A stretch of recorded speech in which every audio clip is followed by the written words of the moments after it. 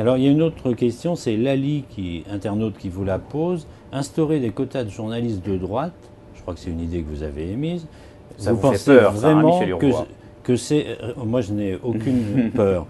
Vous pensez vraiment que c'est réalisable? Quelle droite? Et que faut-il? Et faut-il que les autres se déclarent de telle gauche? Je crois qu'il faut que je précise ma pensée. Notre idée n'est pas de demander aux journalistes d'être de droite ou de gauche. Je m'en fiche, d'ailleurs, que vous soyez de droite ou de gauche. La seule chose que je veux, c'est de ne pas le savoir.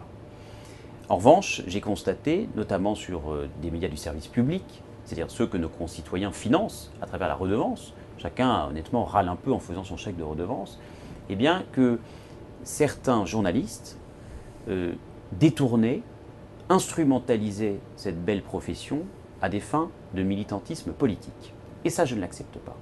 Et ça, je l'ai beaucoup entendu sur le terrain. Et il est vrai que, notamment pendant la campagne présidentielle, sur certains médias du service public, Nicolas Sarkozy, pour ne pas le citer, était fustigé, dénigré, attaqué, et que je n'avais vraiment pas l'impression que nous avions affaire à un pluralisme des opinions et à une diversité de l'information. Enfin, j'ai pas eu le sentiment que François Hollande, depuis qu'il est élu, ait été spécialement ménagé non plus. Mais enfin bon, ils sont peut-être devenus de droite aujourd'hui, non? Je ne le pense pas. Moi, je vous dis juste que nous faisons une proposition concrète qui est très réalisable, parce qu'on nous demande si c'est réalisable. Je vous dis oui, et ça existe. Et ça existe déjà sur les médias du secteur privé, sur certaines chaînes d'information continue privées que je ne citerai pas pour ne pas leur faire de publicité gratuite. Il y a des chroniques d'éditorialistes, de journalistes qui ont leur carte de presse, qui assument d'être de droite ou de gauche, et qui disent on va faire une émission directe de droite, directe de gauche. Eh ben, je voudrais qu'il y ait la même chose. Parce que sur des médias du service public, ceux qui sont financés par nos impôts, j'estime que c'est la moindre des choses. Parce qu'au moins, quand vous avez la gauche et vous avez la droite, vous êtes sûr d'avoir la droite. Mais comment allez-vous sélectionner un journaliste de droite, de gauche? Croyez-moi, il y en a certains qui l'assument. Il y en a certains qui disent moi, je suis un journaliste éditorialiste de droite.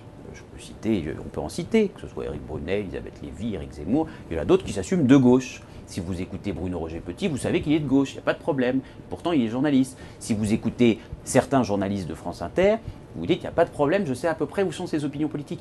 Il ne faut pas être hypocrite. À la limite, quitte à les donner leurs opinions politiques de manière subliminale, autant qu'ils le disent franchement. Mais quitte à le dire franchement, autant que la droite puisse aussi s'exprimer franchement. Mais dans ce cas, il faut mettre des quotas de journalistes de droite à l'Humanité. Non, parce que moi je vous parle des médias du service public, c'est-à-dire ceux que vous financez avec votre redevance. Quand je donne 1 euro le matin pour acheter Libération, pour acheter Le Figaro, pour acheter l'Humanité, vous me direz l'Humanité ça ne m'arrive pas souvent. Je sais que j'ai affaire à un journal communiste ou un journal d'une sensibilité de droite ou un journal d'une sensibilité de gauche, puis c'est un média du secteur privé. Moi je vous parle des médias que financent nos concitoyens et j'estime que nos concitoyens ont le droit au pluralisme de l'information et à la diversité des opinions. C'est la moindre chose qu'on leur doit.